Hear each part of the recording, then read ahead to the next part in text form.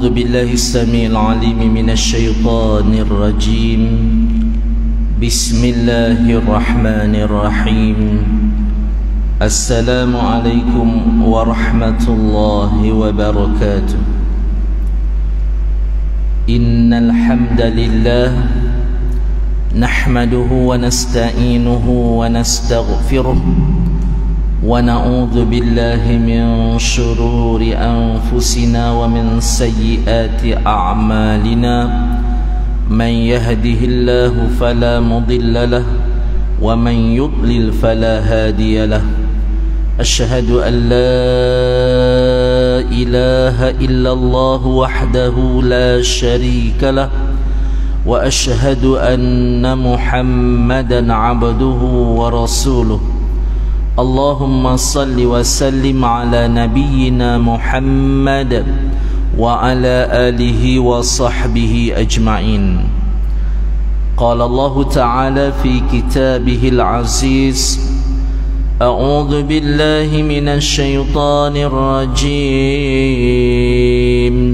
بسم الله الرحمن الرحيم. يا أيها الذين آمنوا اتقوا الله حق تقاته ولا تموتن إلا وأنتم مسلمون.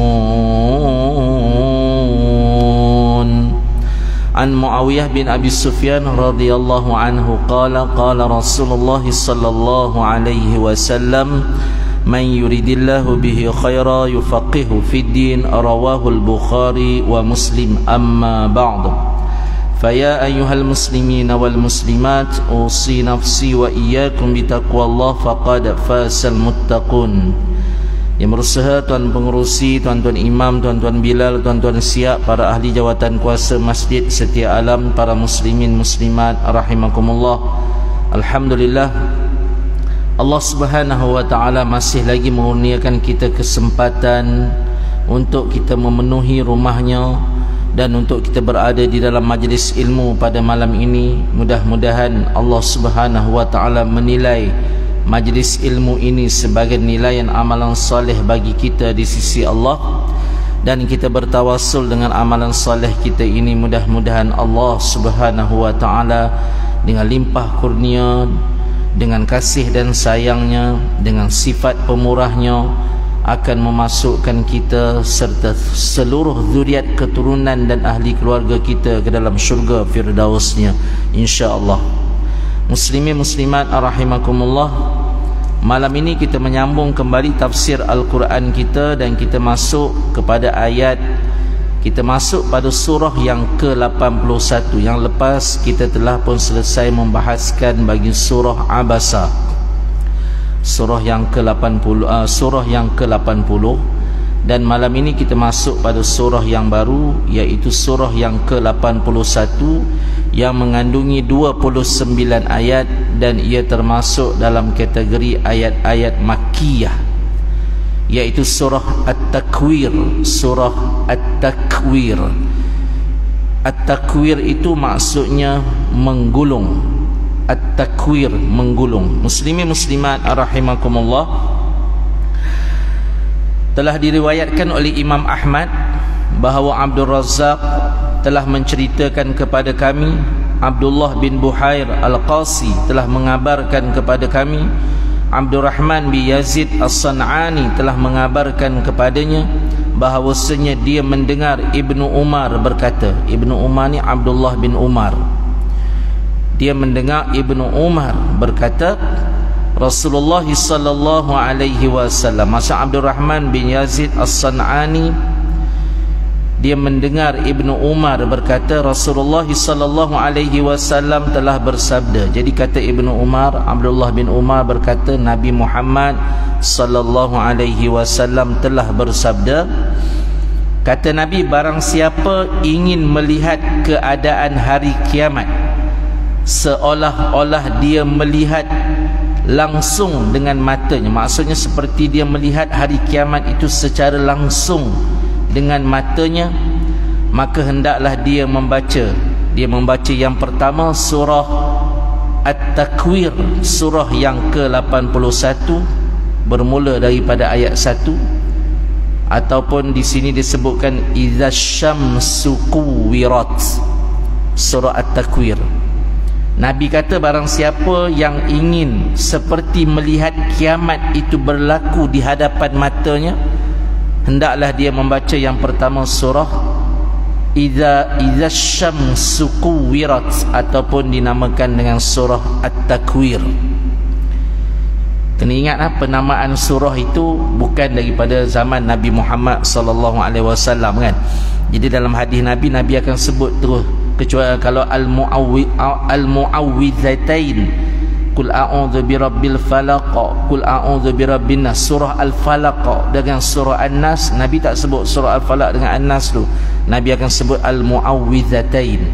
Nama surah ni datang kemudian, dia tak ada masalah lah, sebab ia sekadar nama diberikan berdasarkan ayat-ayat yang tertentu, kalimah-kalimah tertentu yang ada di dalam surah itu. Seperti suratul Baqarah, ia menceritakan tentang lembu betina, Al-Baqarah tu kan, jadi dinamakan dengan surah Al-Baqarah. Nabi kata barang siapa membaca Alif Lam Mim tu kan, Alif Lam Mim dzalikal kitabu la raiba fih, dan surah Ali Imran tu, surah Ali Imran itu Nabi tak sebutlah surah Ali Imran tu kan, maka syaitan tidak akan masuk ke dalam rumahnya. Siapa baca suratul Baqarah di dalam rumahnya,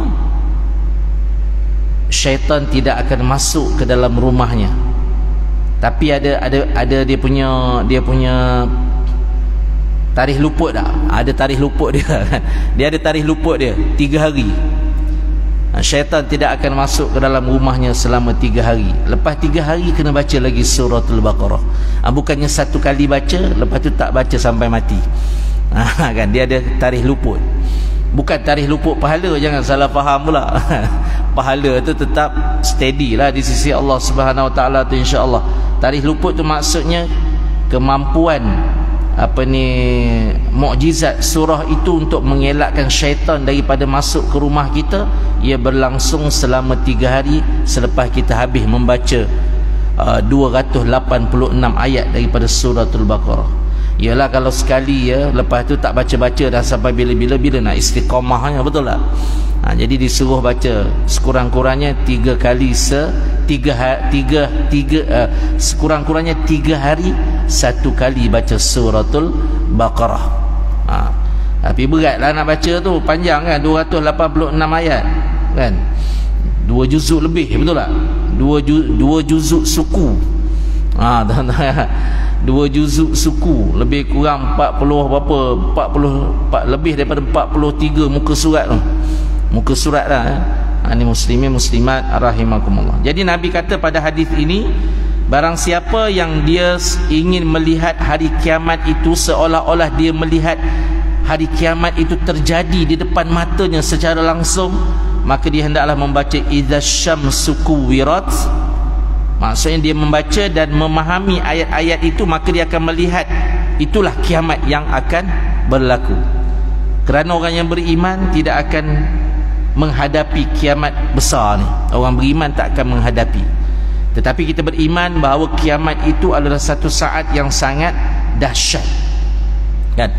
Allah Subhanahu Wa Taala mewujudkan hari kiamat sebagai satu keadilan. Kerana ramai manusia dan makhluk-makhluknya di atas muka bumi ini dizalimi dan tidak dapat pembelaan, maka hari kiamat adalah tempat untuk membela hamba-hambanya dan makhluk-makhluknya yang dizalimi. Kan?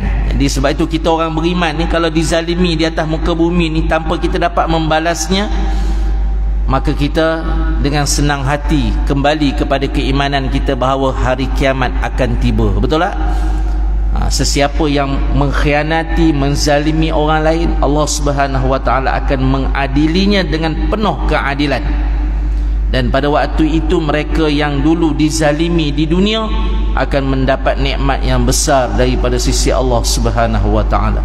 Dan mereka yang menzalimi di dunia akan dihukum oleh Allah Subhanahu Wa Taala dengan hukuman yang sangat berat. Sehingga ada di kalangan para penzalim itu tidak sekali-kali akan mencium bau syurga Allah Subhanahu wa taala. Itu tujuan adanya hari kiamat. Muslimin muslimat rahimakumullah, itu jelas kepada kita supaya kita tidak menzalimi orang lain. Yaitu yang pertama surah Idza Syamsu Kuwirat atau surah At-Takwir, surah yang ke-81. Kemudian Nabi kata lagi Idza Samaa'u Fatarat, yang bermaksud apabila langit terbelah. At-Takwir tadi apabila matahari digulung. At-Takwir apabila matahari digulung. Al-Infitar ataupun kita namakan sebagai surah Al-Infitar, surah yang ke-82. Idza samaa'u fatarat, apabila langit terbelah. Langit terbelah, bukan awan. Langit tu akan terbelah. Dan yang ketiga, Nabi kata surah yang ketiga yang dia kena baca untuk dia merasai kiamat itu seperti berlaku di depan mata dia, ialah surah Idza samaa'u syaqqat, apabila langit terbelah juga.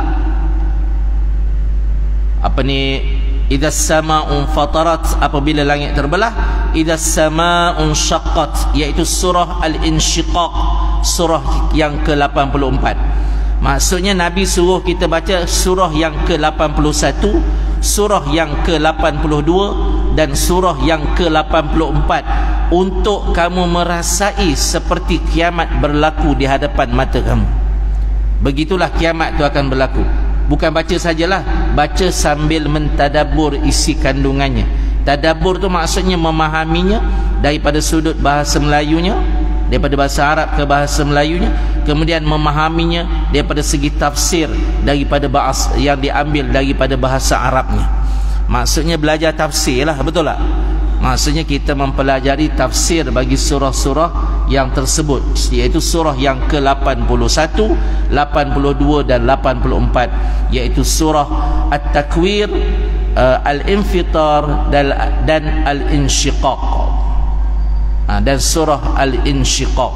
3 surah ini untuk merasai begitulah yang akan berlakunya kiamat, seperti berlaku di hadapan mata kamu. Demikian pula yang diriwayatkan oleh Imam At-Tirmizi daripada Al-Abbas bin Abdul Azim Al-Ambari daripada Abdul Razzaq. Itulah hadis yang menceritakan tentang kalau kamu nak tahu keadaan hari kiamat, kamu baca 3 surah ini. Ia berpada menceritakan kepada kamu tentang kedahsyatan kiamat. Jadi yang pertama kita, yang surah yang termasuk dalam hadis ini, yang pertama kita akan masuk pada surah At-Takwir, surah yang ke-81, mengandungi 29 ayat dan termasuk dalam kategori surah Makkiyah. InsyaAllah saya akan bacakan ayat 1 sehingga ayat 7 dulu. Kalau sempat kita ambil sampai ayat 14, tapi kalau tak sempat kita baca ayat 1 sampai ayat 7 dulu. Saya baca biasa, saya akan baca dan muslimin muslimat ikutlah. Surah At-Takwir, ayatnya pendek-pendek je, tetapi walaupun ayat pendek-pendek, di antara surah yang paling susah nak hafalnya juzuk 30 dengan juzuk 29. Juzuk 29 dengan juzuk 30 adalah di antara surah yang susah nak hafal. Termasuk yang agak susah nak hafalnya surah An-Nisa. Kan? Tapi kalau lepas 29 30 memang senanglah nak hafal surah-surah lain, sebab dia ayat dia pendek-pendek, tak sempat ambil nafas lagi dah habis dah ayat dia, betul tak? Kalau surah lain tu ayatnya panjang-panjang, jadi sempat lagi kita ingat nombor ayat yang kedua, ayat yang ketiga, sebabnya ayatnya panjang kan, nak sampai ayat kedua tu dah teringat ayat kedua. Tapi surah yang pendek-pendek ni kadang-kadang dia agak susah untuk dihafal. Setahu saya lah, bagi orang yang menghafal Al-Quran, surah 20 ayat 20 juzuk 29 dan 30 ni agak susah untuk dihafal. Maksud susah tu bukannya saya nak menjatuhkan motivasi muslimin muslimat untuk menghafal Al-Quran, jangan salah faham. Kan, ayatnya pendek-pendek itu jadi sukar sikit untuk kita ingat kan. Kadang-kadang dia termasuk, kadang-kadang terlupa sebab ayat dia agak pendek-pendek. Jadi saya akan bacakan dan muslimin muslimat ikut. A'udzu billahi minasyaitonir rajim.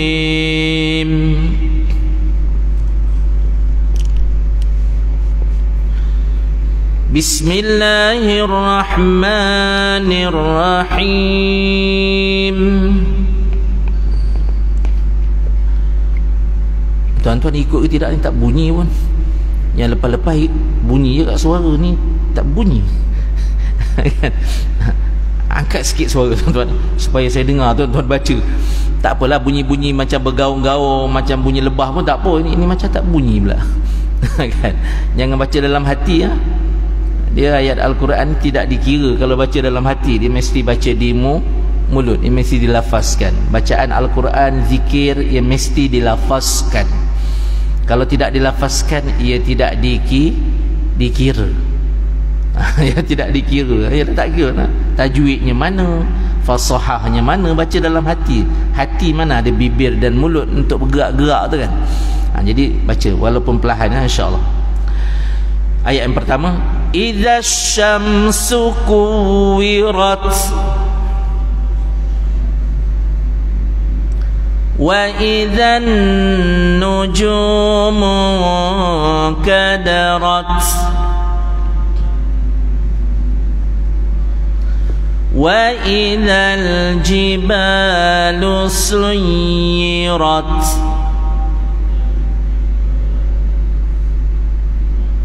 wa idzal 'isharu 'uttilat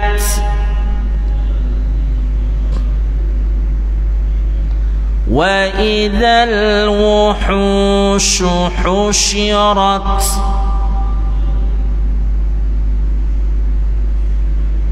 wa idzal biharu sujjirat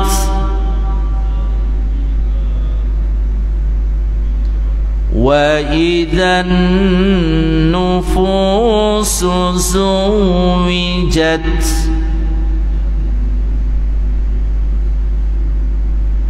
Walaupun pendek-pendek tapi seksa sikit membaca kan. Dia punya apa ni? Dia punya fasahah huruf. Wa idzal wuhushu hush. Seksa sebenarnya surah-surah pendek ni. Jadi cubalah hafalah juzuk 29 daripada tabarakalladzi biyadihil mulk sampailah juzuk 30 sampai surah qul a'udzu birabbin nas. Cuba hafal. Kurang-kurang semua hidup kita ni kita hafal juzuk 29 dengan 30. Juzuk 29 dengan 30 ni kalau nak baca dalam solat pun bersememeh mulut bibir kita nak menghabis, betul tak? Kan? Tapi ayat-ayatnya best. Di antara cara kita nak menghafal mudahnya, muslimin muslimat ambil satu qari yang muslimin muslimat suka dan dengarkan bacaan qari itu. Dengarkan dulu. Tak usah hafal lagi, dengar je. Macam yang selepas saya bagi tahu kan. Tuan-tuan dan puan-puan suka qari apa? Kalau muslimin muslimat suka dengan bacaan Masyari, ambil satu lagu Masyari, dengar juzuk 29 dan 30 bacaan Syekh Masyari Rashid Al-Afasi. Dengar je, jangan hafal lagi. Dengarlah, sebulan tu dengar juzuk 29 30 tu ulang, satu bulan tu ulang, habis ulang. Ada masa lapang, ada masa tenggang dia ulang kan? Sambung, kalau boleh sambung sebulan 2 bulan.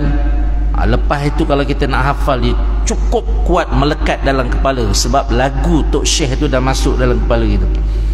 Sebab lagu-lagu ni kuat.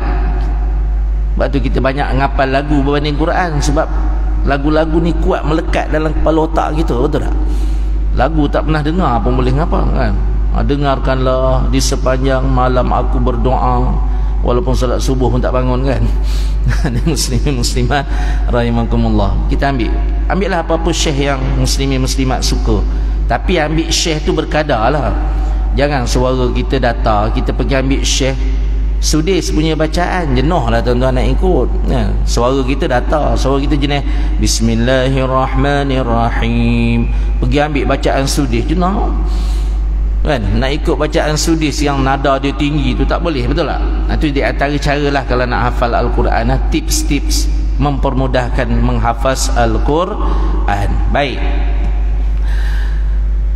jadi kita dah bacakan daripada ayat yang pertama hingga ayat yang ke-7 firman Allah Subhanahu wa taala daripada surah At-Takwir yang bermaksud menggulung. Ayat 1 hingga ayat yang ke-14 ia menceritakan tentang terjadinya kiamat. dan peristiwa-peristiwa dahsyat ketika berlakunya kiamat. Baik. Yang pertama sekali, idza syamsu kuwirat, yang bermaksud apabila matahari digulung. Apabila matahari digulung. Maksud ayat ini dan setelahnya adalah apabila terjadi peristiwa-peristiwa yang menegangkan ini, iaitu pada hari kiamat, maka manusia akan dibahagikan. Manusia akan automatik terbahagi kepada beberapa bahagian. Yang ini masing-masing mengetahui amal yang telah dilakukannya selama di dunia, baik atau buruk. Waktu tu baru teringat apa ni, kan? Sebab tu dalam surah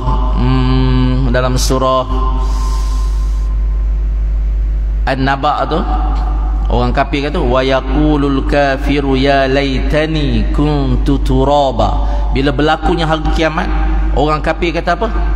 Ya laitani, wahai Tuhan kami, kuntu turaba, alangkah baik kalau kami dahulunya menjadi tanah, bukan menjadi manusia. Orang kafir sekarang ni, kalau tanya orang kafir nak jadi tanah tak nak jadi tanah dia, dengan kekayaan dia, dengan kehebatan dia, dengan pangkat kebesaran dia, mana dia nak jadi tanah, betul tak? Tapi ketika berlakunya kiamat, orang kafir automatik mereka akan kata apa? Alangkah baiknya kalau dulu kami menjadi tanah.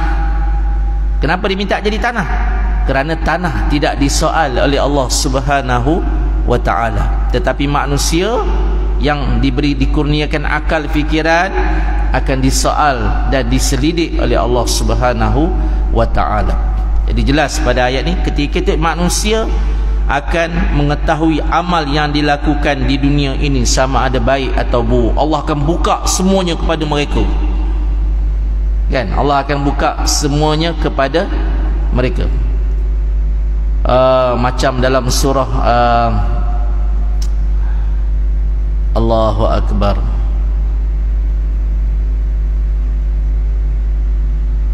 surah pendek ya tuan-tuan, selalu bawa dalam solat, kalau lupa tak ada lah tu. Yang fil kubur tu apa? Surah apa tu? Surah apa?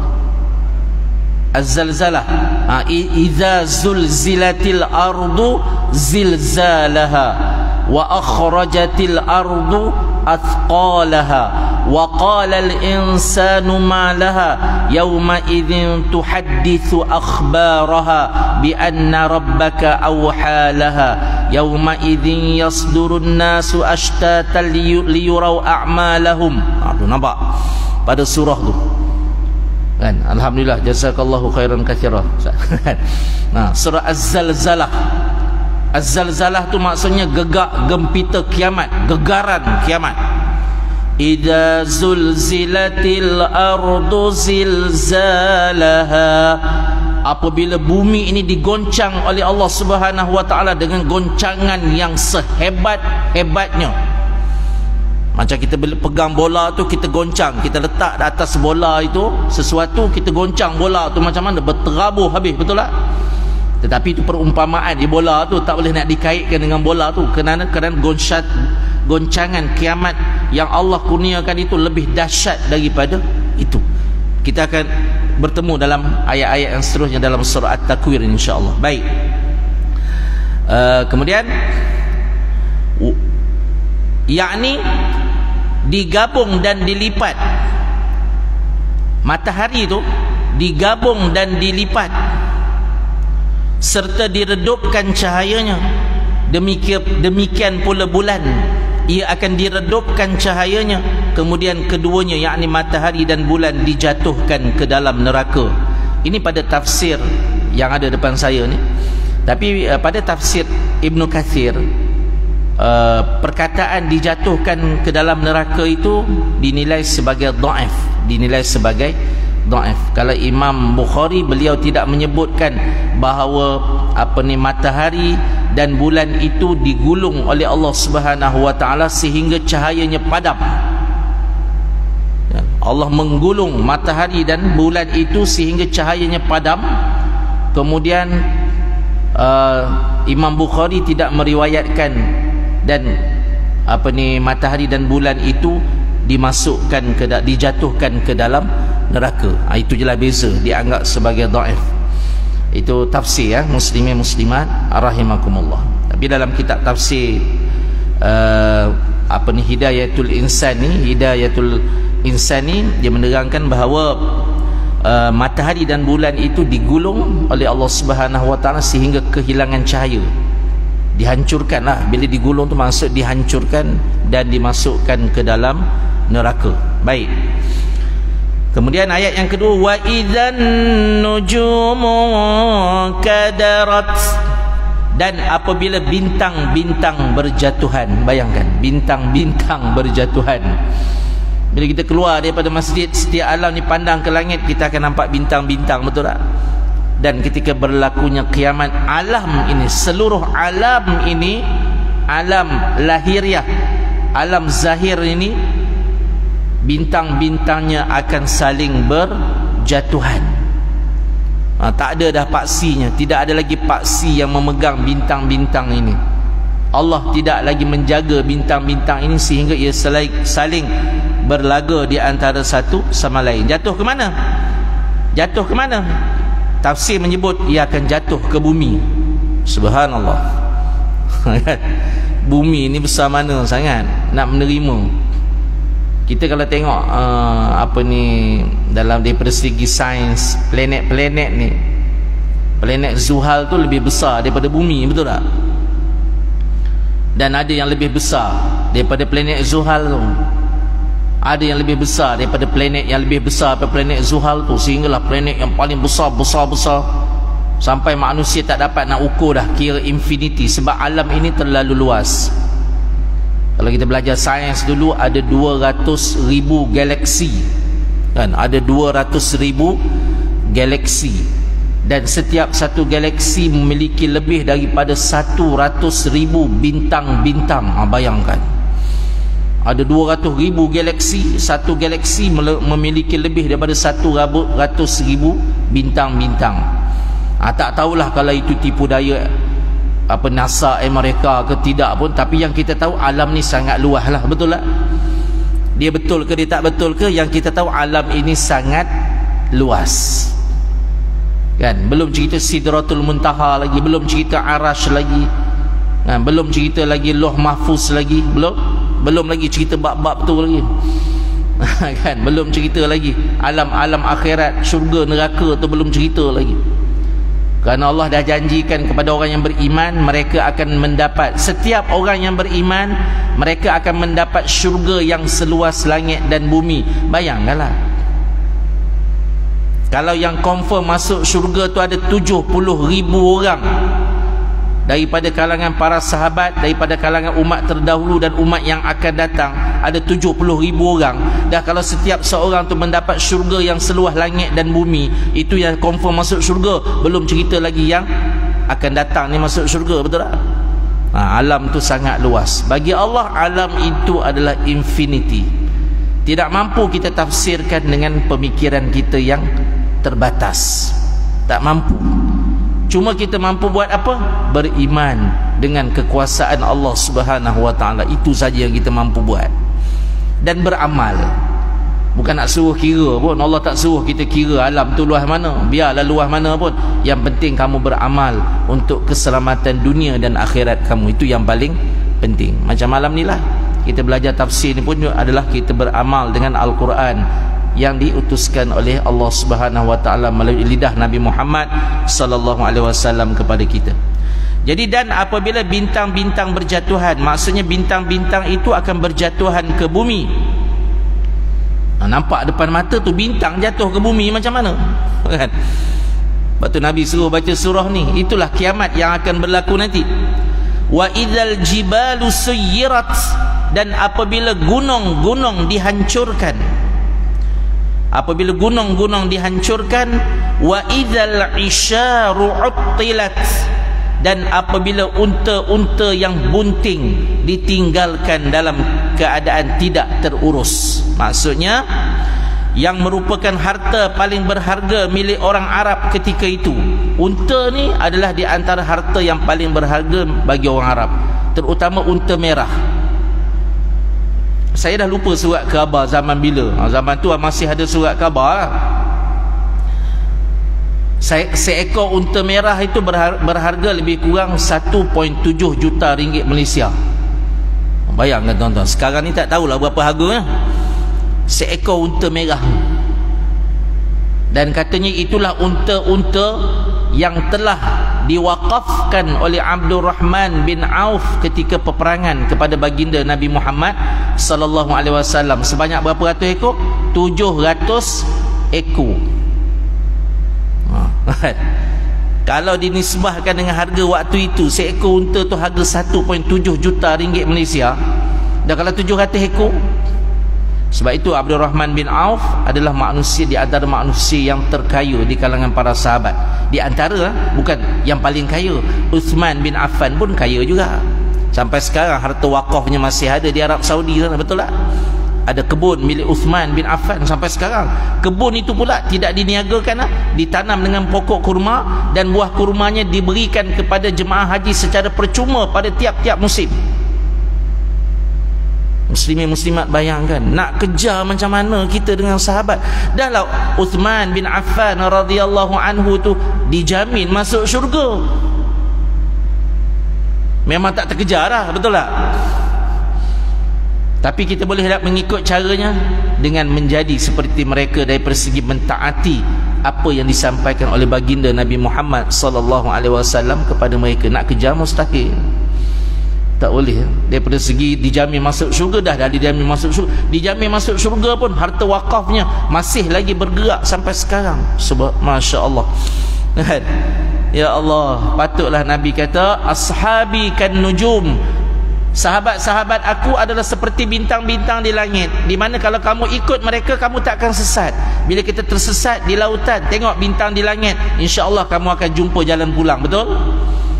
Kalau kamu tersesat di dalam hutan ataupun di padang pasir, kamu tengok bintang di langit, insya-Allah kamu akan jumpa jalan pulang. Betul tak? Sampai Nabi sampai Allah Subhanahu wa taala berbuat perumpamaan begitu melalui lisan lidah Nabi Muhammad sallallahu alaihi wasallam berkenaan dengan sahabat. Ashabi kan nujum, sahabat-sahabatku seperti bintang di langit. Kamu ikut mereka, kamu tak akan sesat. Muslimin muslimat rahimakumullah. Baik, kita kembali kepada perbahasan tadi.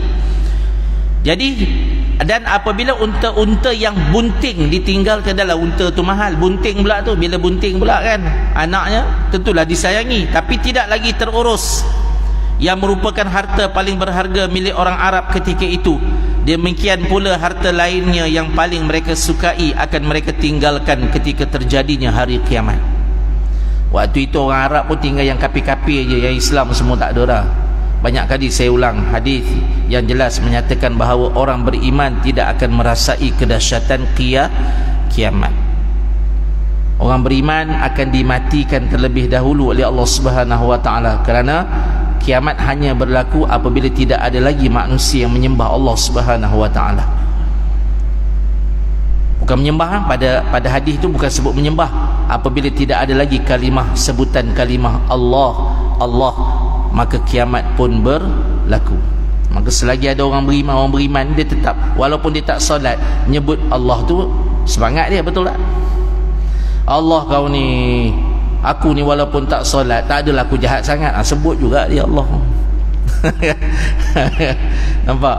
Sampai macam tu sekali kemuliaan yang Allah berikan kepada manusia menyebut kalimah Allah, sehingga dengan sebutan kalimah itu telah menjadikan tertahannya berlaku kiamat. Sehinggalah pada satu saat nanti tak adalah orang menyebut Allah, akan berlakulah kiamat. Muslimin muslimat rahimakumullah. Sebab tu bersyukur kita ni jadi orang yang beriman.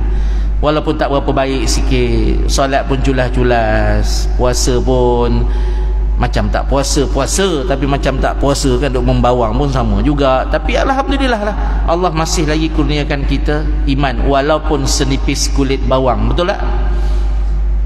Bersyukurlah tu, walaupun senipis kulit bawang. Kalau anak-anak kita di rumah tu solat, yang penting yang wajib pun dia buat dah, alhamdulillah lah. A tu, A+ lah markah dia, betul tak? Kerana ramai orang langsung tak solat. Kalau anak kita boleh baca Al-Quran walaupun tergagap-gagap tu, alhamdulillah lah tu. ujilah dia walaupun tergagap-gagap, sebab ramai orang langsung tak boleh nak baca Quran. Betul tak? Orang Arab sendiri pun tak boleh baca Quran. Orang Arab sendiri yang duk cakap Arab hari-hari tu ramai tak boleh baca Quran. Kerana Al-Quran itu dibaca oleh orang yang dikurniakan hidayah dan taufik oleh Allah, kekuatan. Betul tak?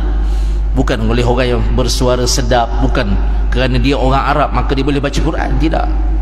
Ia adalah pilihan daripada Allah Subhanahu wa taala. Maka Allah telah memilih kita untuk berada di dalam keadaan yang baik begini. Kita teruskan semampu kita. Dan jangan lupa berdoa agar Allah tidak memalingkan hati kita. Ya muqallibal qulub, tsabbit qalbi ala dinika. Doa tu kena selalu baca. Wahai Rabb yang membolak-balikkan hati, tsabbit qalbi ala dinika. Tetapkanlah hatiku agar berada di atas agamamu ini. Nampak? Yang doa tu kena baca. Nabi kata hati kamu tu umpama buih-buih yang keluar ketika air menggelegak. Buih ketika air menggelegak hilang, kan? Berbuih-buih hilang, buih hilang, macam itulah hati kita.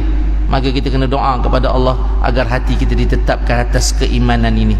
Mudah-mudahan mati kita dalam iman ini tidak berpaling kepada yang lain daripada Allah Subhanahu wa taala.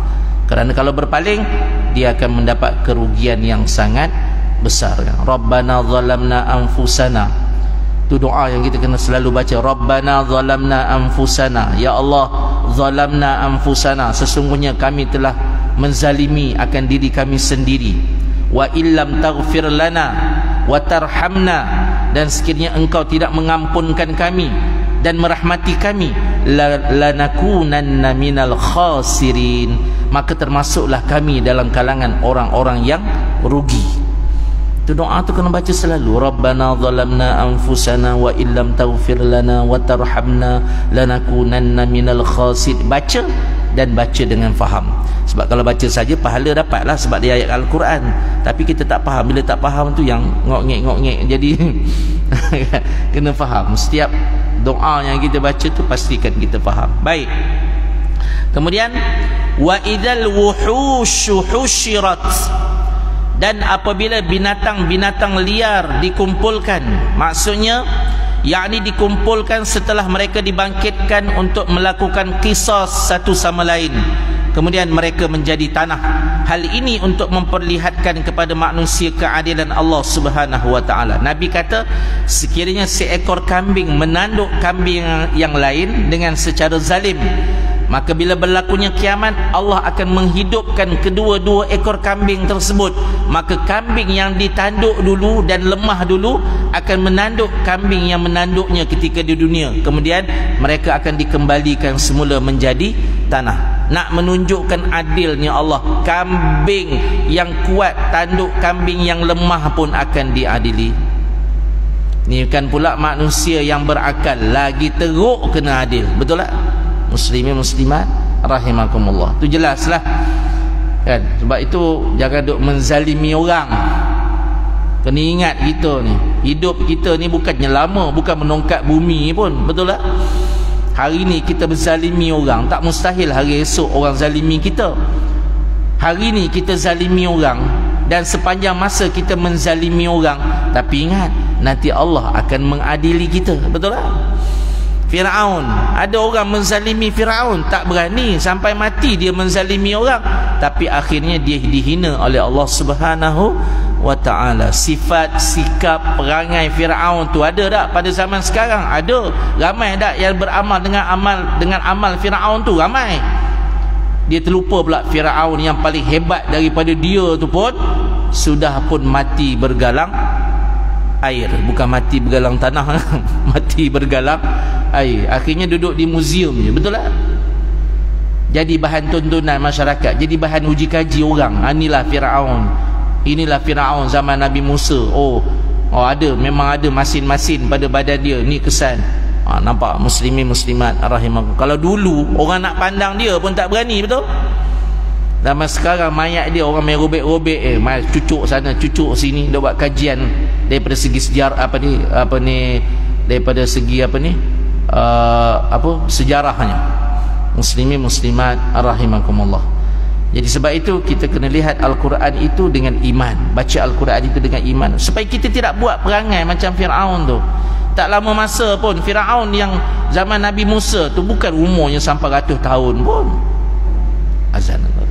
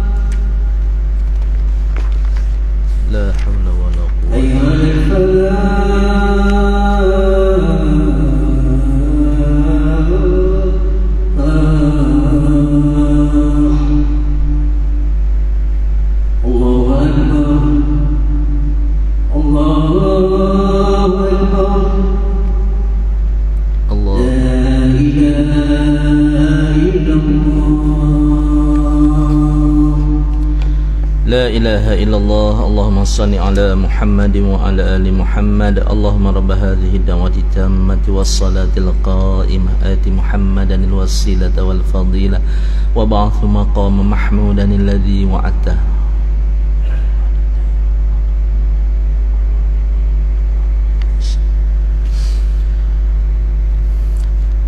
Jangan lupa berselawat selepas daripada azan, berselawat dulu, kemudian membaca doa selesai daripada azan, kemudian membaca apa-apa doa kerana ia adalah waktu mustajab doa. Muslimin muslimat rahimakumullah, saya habiskan sedikit dua ayat tu. Wa idzal biharu sujjirat, dan apabila lautan dipanaskan, yakni dinyalakan sehingga menjadi api yang besar yang menyala-nyala. Bayangkan lautan tu Allah Subhanahu wa taala panaskan sehingga ia terbakar. Bayangkan kalau sekarang ni kita tak mampu nak bakar, tak usah kata air laut, sekolah air pun tak mampu nak bakar, betul tak? Tetapi bila Allah dah tetapkan pada waktu itu lautan itu akan dipanaskan sehingga terbakar. Wa idzan nufusu zuwijat, dan apabila roh-roh dipertemukan dengan tubuh. Maksudnya menurut Syekh As-Sa'di adalah dengan disatukan orang yang sama amalnya, sehingga disatukan orang yang baik dengan orang yang baik.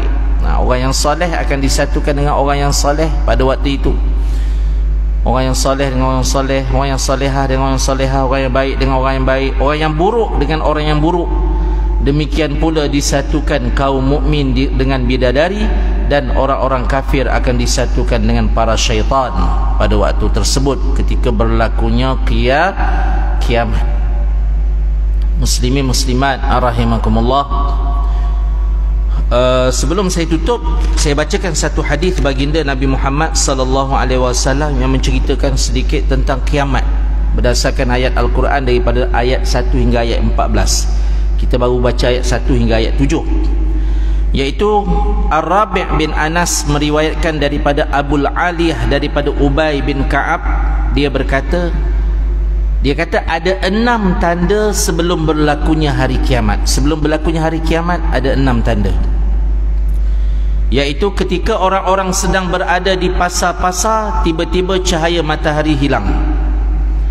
Kena ingat, waktu itu tidak ada lagi orang beriman. Orang kafir mereka akan berpesta setiap hari. Sebab bila orang beriman semua mati, banyak harta tinggalan. Jadi mereka akan berpesta. Dan mereka bukan sekadar berpesta, mereka akan saling membunuh di sesama mereka kerana berebutkan harta yang ditinggalkan oleh orang-orang yang beriman. Seronok ni kalau di Malaysia ni, bayangkan tak ada orang beriman dah. Bayangkan tak ada orang beriman, pakat berkumpul masuk masjid setiap alam ni, tengok apa benda boleh ambil dijual. Mereka akan saling berbunuh. Tu kat luar tu banyak kereta, di luar tu banyak kereta orang beriman, betul tak? Macam-macam jenama. Berebut mereka tu. Tengok Tuan Haji punya kunci mana kan ambil. Seorang datang rebut, seorang datang rebut, saling berbunuh. Ini realiti yang akan berlaku kepada orang-orang kafir apabila orang Islam semuanya dimatikan oleh Allah Subhanahu wa taala. Apabila orang beriman semuanya dimatikan. Jadi ketika mereka sedang berada di pasar-pasar, sibuklah tu, tak tahulah berjual beli ke apa benda di pasar kan, berseronok di pasar ke apa benda. Tiba-tiba cahaya matahari hilang. Ketika mereka dalam keadaan demikian, tiba-tiba bintang-bintang jatuh berserakan. Subhanallah. Waktu kiamat tu berlaku tu, bintang-bintang jatuh berserakan. Ketika mereka dalam keadaan demikian, tiba-tiba gunung-gunung berjatuhan di atas permukaan bumi. Gunung-gunung meledak, meletup, pecah, berterabur habis. Gunung itu menjadi seperti dalam surah Al-Qari'ah tu kan, wa takunul jibal Al-Qari'ah mal Qari'ah wa ma adraka mal Qari'ah yauma yakunun nasu kal farashil mabthuth wa takunul jibalu kal ihnil manfush. Gunung-gunung berterbangan seperti bulu-bulu. Bayangkan, gunung tu berterbangan seperti bulu-bulu yang dihamburkan. Hancur pada waktu itu. Terkejutlah tu, orang kafir akan dalam keadaan terkejut. Maka bumi pun bergerak. Waktu itu bumi pun akan bergerak, bergoncang dan kacau bilau, sehingga manusia meminta tolong kepada jin. Waktu tu sampai manusia minta tolong pada jin. Tak tahulah macam mana cara dia minta tolong tu, wallahu a'lam. Sebab kita tidak akan menghadapi keadaan tu. Hadis sebut begitu, manusia akan meminta tolong kepada jin, dan jin juga akan meminta tolong kepada manusia. Jin kafir dengan orang kafir saling minta tolong. Woi tolong aku jin, jin bukan woi tolong aku manusia. Lebih kurang begitulah kot, wallahu alam lah, gegak gembita waktu itu berlaku. Binatang melata, burung-burung serta binatang buas bercampur baur, sebahagiannya dengan sebahagian yang lain. Tak tahu nak pergi mana orang kan.